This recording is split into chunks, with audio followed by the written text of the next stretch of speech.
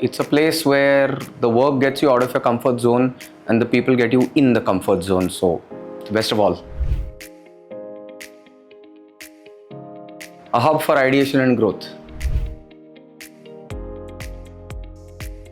There are loads of them, but I think possibly one of my campaigns had made the full page of the Times of India, and it was a big crowning moment because I was a junior writer. It was a big deal for me. Definitely integrity of working towards brands. Never do work that's for the sake of the work. It has to be in the interest of growing the brand.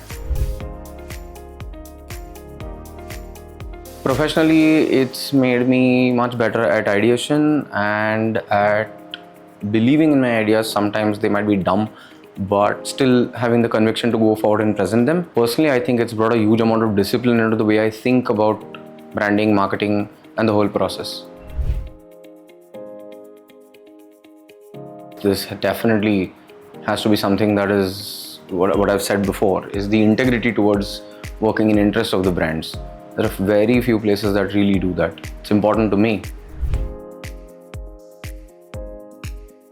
Being given the opportunity to believe in your abilities and make the best of your own potential. Samir Desai, doesn't he embody it?